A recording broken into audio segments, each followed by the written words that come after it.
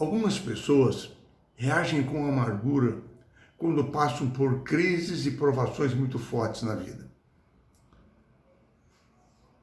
Quando sofrem problemas físicos, familiares, econômicos, sociais, a sua vida é transtornada e elas não conseguem mais ser felizes. Porém, outras pessoas conseguem conviver com os traumas e até mesmo com os resultados dos problemas que a vida lhes traz.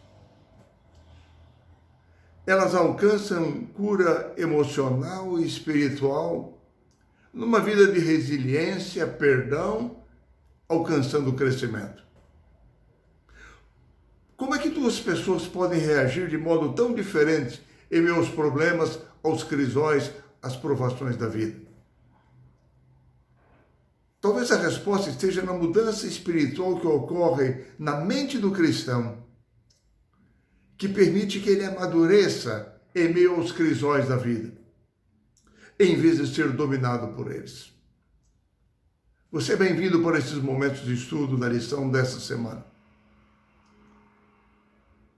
5 pontos chaves parece que estão envolvidos nessa questão.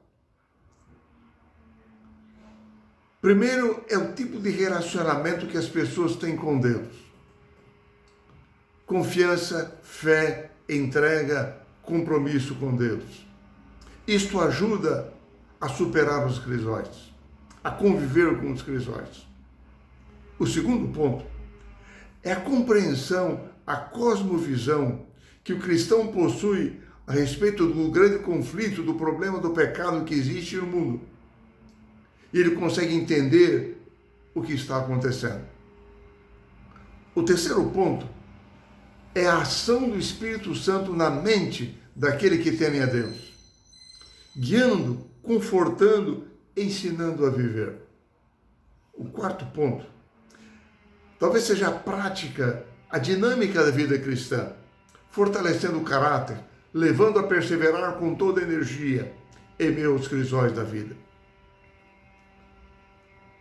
O quinto aspecto é o uso do livre-arbítrio no processo de escolhas, durante a luta espiritual que ocorre na mente, quando nós estamos passando por provações, por crisóis. Nós somos criados como seres racionais, seres morais, à imagem e à semelhança de Deus, com a capacidade de escolha. E Deus colocou a vontade como soberana em nossa vida. O Espírito Santo atua em nossa mente para nos mostrar a vontade de Deus. Porém, ele não nos força a crer nele, a obedecê-lo. Se fizesse isso, nós perderíamos o livre-arbítrio. No Jardim do Éden, por exemplo, o Senhor expôs de modo claro Adão e Eva o papel da árvore da ciência do bem e do mal. Porém, o Senhor não os impediu de exercerem o seu direito, o seu livre-arbítrio, de comerem ou não daquela árvore. Já antes no céu, Deus não havia obrigado os anjos a crerem que ele era justo e bom, nem a se arrependerem. Assim, conosco também ele agirá da mesma forma. O Espírito Santo tem um poder ilimitado para nos transformar na vida. Porém, através de nossas escolhas individuais, das nossas decisões pessoais, nós podemos aceitar ou não o que ele poderia fazer em nosso favor. O Espírito Santo pode apresentar-nos a verdade, apresentar-nos o problema do pecado, nossa necessidade de mudança, o mundo que nos cerca. Porém, ele não pode nos obrigar a nos arrependermos e a mudar de vida. Senão não existiria livre-arbítrio. Por isso, a primeira condição básica para termos uma visão, uma atitude correta nos crisóis dessa vida é que para enfrentarmos os crisóis é preciso ouvirmos a voz do Espírito Santo e aceitarmos a sua atuação em nossa mente. Nós sofreremos mais ou menos nos crisóis da vida de acordo com a nossa aceitação da ação da obra do Espírito Santo em nós. Nós nos tornaremos mais amargurados e tristes, ou experimentaremos maior conforto e paz, de acordo com a nossa aceitação da atuação do Espírito Santo em nossa mente. Nós sairemos do crisol mais fortalecidos e ensinados, ou sairemos mais resistentes à verdade e endurecidos em nosso coração? Essa é a primeira condição. Aceitarmos a ação do Espírito Santo em nossa mente, em nossa vida. Mas como consequência disso vem uma segunda condição. É que para atravessarmos bem os crisóis, nós precisamos utilizar do livre-arbítrio, permitindo a ação de Deus em nossa vida, controlando a nossa vontade, a qual nós submetemos de livre e espontânea vontade ao controle do Espírito Santo. As Escrituras nos apresentam, por exemplo, o apóstolo São Paulo, após a sua conversão, quando alcançado pela graça de Cristo, ele diz que se empenhava como um atleta no treinamento de Cristo, se afadigando, esforçando-se o mais possível, não com o que ele tinha, mas com o que Deus lhe concedia. Se empenhava segundo o poder de Deus, em favor do bem, para que os frutos do Espírito Santo acontecessem na sua vida, no ministério vivido e desempenhado sob o poder de Deus. Paulo se submetia à ação do Espírito Santo, para que Cristo agisse nele, através dele, e realizasse através dele a propagação do Evangelho. Assim é que você e eu precisamos nos submeter de livre e espontânea vontade, exercendo o nosso livre-arbítrio, à ação do Espírito Santo de Deus. Paulo reconhece ainda o terceiro passo importante nesse processo. E Paulo fala repetidas vezes sobre a disciplina da vontade. A restauração do domínio próprio por ação do Espírito Santo, controlando cada sentimento, cada palavra, cada atitude de nossa vida. É a disciplina da vontade. A restauração do domínio próprio. Isso nos ajuda a convivermos com os crisóis que surgem. Isto nos capacita a uma atitude de resiliência, a administrarmos bem as situações que vão surgindo através da nossa existência. Isso também nos ajuda a evitarmos nos envolver em provas desnecessárias, provocadas por nossas próprias condutas. Quando nós observamos a vida de personagens bíblicos, como é o caso do apóstolo Pedro, nós percebemos que algumas vezes eles foram conduzidos ao erro por seguirem seus próprios sentimentos e não a vontade de Deus. Ao final de seu ministério, inclusive, Pedro aconselhou aos crentes de que eles cuidassem para que o seu entendimento estivesse sobre a influência da revelação da graça de Cristo, a fim de que vivessem com sobriedade obedecendo a sua palavra. Não vivessem segundo o sentimento que possuíam antes de se converterem.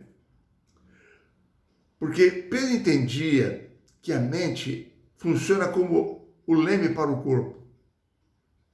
Sem o controle da mente, nós somos controlados por qualquer sentimento que sopra em nosso caminho. Se a nossa mente não for controlada pelo Espírito Santo, diz Pedro, nós poderemos tomar caminhos que nos conduzirão a situações difíceis longe de Deus, até mesmo com provações, com crises desnecessárias.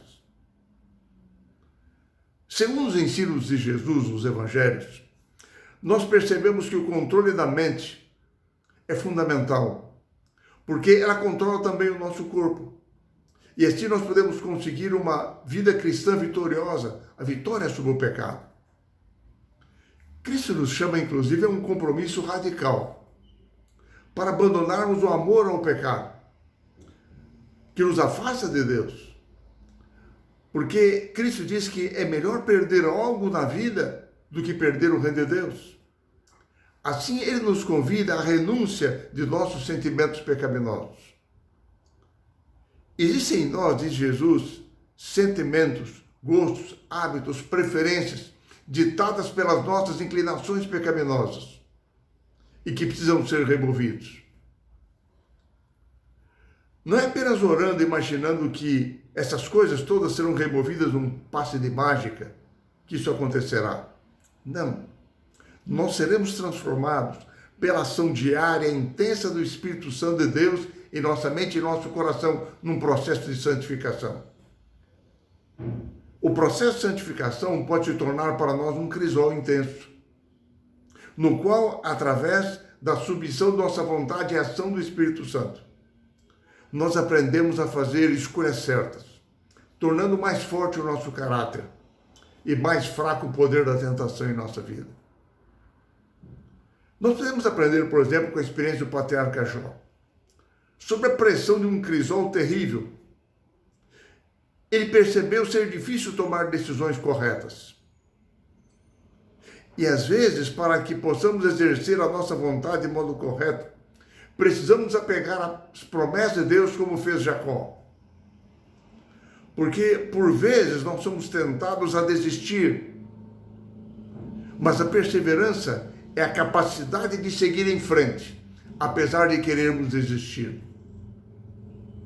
Jacó, sentindo medo, desesperado para obter a graça de Deus, ele queria ter a garantia de ter sido aceito, perdoado, e que as promessas feitas a ele no passado se manteriam por Deus no futuro. Jacó se apegou ao Senhor, mesmo em meio à dor que ele sentia, até receber a garantia da bênção de Deus em sua vida. Enfim, na lição dessa semana nós aprendemos que nos crisóis dessa vida, nós aprendemos a reavaliar melhor nosso relacionamento com Deus. Seguirmos não apenas nossas emoções, nossos sentimentos, mas nos colocarmos em harmonia e ligação com Ele, amadurecendo, sentindo o chamado de Deus para nos ligarmos a Ele, seguirmos seus planos em nossa vida, seguirmos as suas orientações. Nessa semana nós aprendemos que a nossa necessidade hoje é que coloquemos a nossa mente em harmonia com a vontade de Deus, livre e espontaneamente, sob o controle do Espírito Santo, que confiemos em sua direção, aplicando a nossa mente, o nosso coração, lutando com toda a energia na oração, no estudo da Bíblia e permitindo que Deus realize uma obra de mudança em nós. Eliminando toda a fraqueza, toda a deficiência que existe em nossa vida, tornando-nos mais e mais semelhantes a Jesus. Temos a certeza da presença de Cristo ao nosso lado. Confiemos nele nas provações, nos crisóis de nossa vida. E lutemos com toda a energia pelo poder do Espírito Santo para estarmos hoje e sempre ligados à pessoa, à graça de Jesus.